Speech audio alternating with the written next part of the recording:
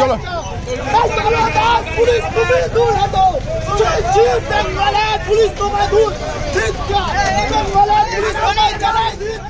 প্রাক্তন সিপিএম বিধায়ক নিরাপদ সর্দারকে গ্রেপ্তারের প্রতিবাদে হাওড়ার ময়দানে পথ অবরোধ ডিওয়াইএফআই কর্মীদের। রবিবার বিকেল 3:30 নাগাদ ডিওয়াইএফআই কর্মীরা 55 তলায় যুব অফিস থেকে মিছিল করে হাওড়ার ময়দানে আসেন। এরপর তারা হাতে সংগঠনের পতাকা নিয়ে রাস্তায় বসে পড়েন। খবর পেয়ে ঘটনাস্থলে ছুটে আসে হাওড়া থানার পুলিশ।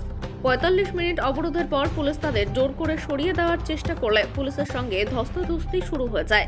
বেশ কয়েকজন ডিওয়াইএফআই কর্মীদের ধরে চ্যাংদোলা করে প্রিজন ভ্যানে তোলা হয়। এরপর তাদের হাওড়া থানায় নিয়ে যাওয়া হয়। সেখানে তাদের আটকে রাখা হয়েছে। হাওড়া জেলা ডিওয়াইএফআই নেতৃত্বের অভিযোগ, সন্দেশখালীতে মহিলাদের ওপর অত্যাচার করলেও তাদেরকে পুলিশ ধরছে না। অথচ যারা এই নিয়ে সিপিএম নেতা নিরাপদ সর্দারের মতো ব্যক্তি এবং গ্রামবাসীরা প্রতিবাদ করছেন, তাদেরকে উল্টে পুলিশ ধরছে। অবিলম্বে তাদের মুক্তির দাবি করেন ডিওয়াইএফআই।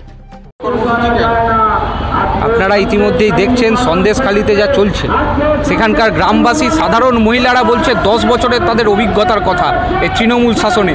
সেখানে দাঁড়িয়ে যখন গ্রামবাসীরা প্রতিবাদ করছে, এই তৃণমূলের দলদাস পুলিশ গ্রামবাসীদের আটক করছে।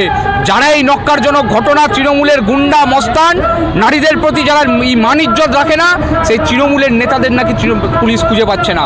শেখ শাহজাহানকে খুঁজে পাচ্ছে না, শিবু হাজরাকে খুঁজে পাচ্ছে না, গ্রামবাসীদের আটক করছে। সঙ্গে আমাদের বামপন্থী নেতাদের, নিরাপদ সর্দারকে পুলিশ তুলে নিয়ে গেছে আজকে ব্রাসদনি থানায়। কিসের ভিত্তিতে? তার বিরুদ্ধে প্রতিবাদ জানিয়ে নিরাপদ সর্দারকে ছাড়তে হবে।